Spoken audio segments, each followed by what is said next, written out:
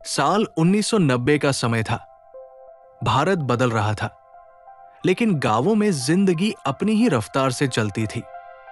उत्तर भारत के छोटे से गांव रामपुर में मिट्टी की खुशबू, लोगों का अपनापन और सादगी भरी जिंदगी बसती थी। रामपुर में ज्यादातर घर खपरेल की छत वाले थे। बीचों बीच एक बड़ा पीपल का पेड़ था, जिसके नीचे चौपा लगती। बुजुर्ग लोग वहां बैठकर देश दुनिया की बातें करते।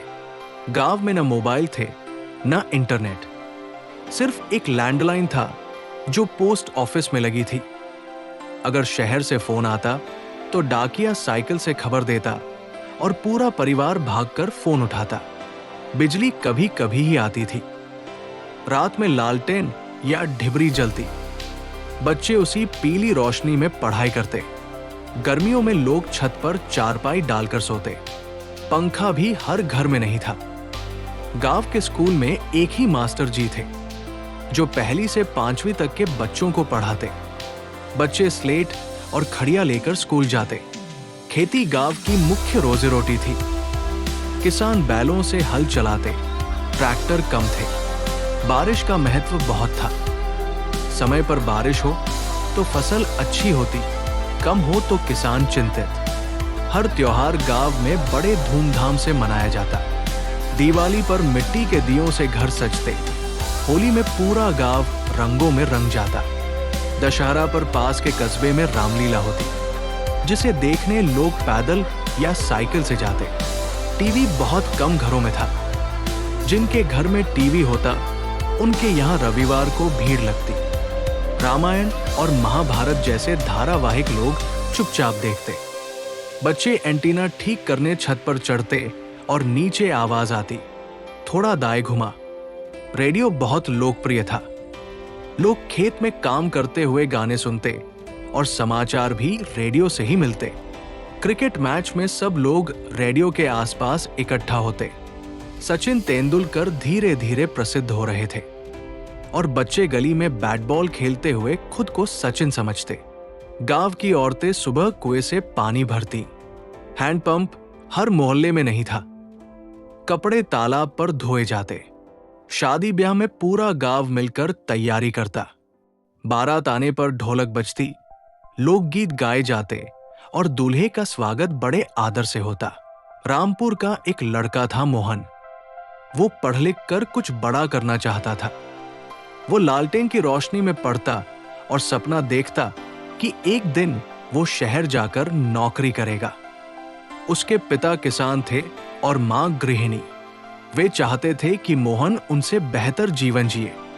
गांव में लोग आपसी रिश्तों में विश्वास रखते थे।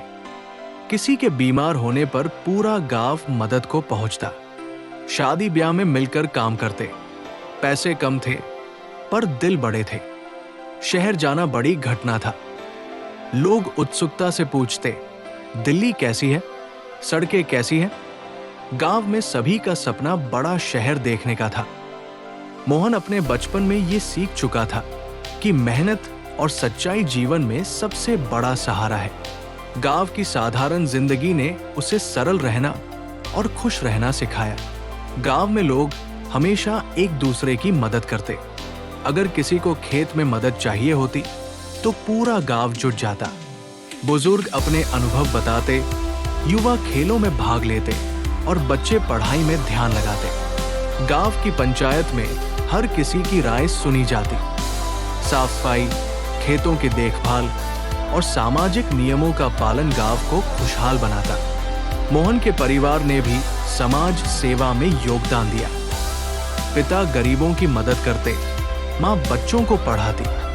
गांव की ये सामाजिक जीवन शैली मोहन की सोच और चरित्र को मजबूत बनाती। उसने जाना कि केवल खुद के लिए जीना पर्याप्त नहीं है। मिलजुल कर काम करना और आपसी प्यार बनाए रखना असली सुख है।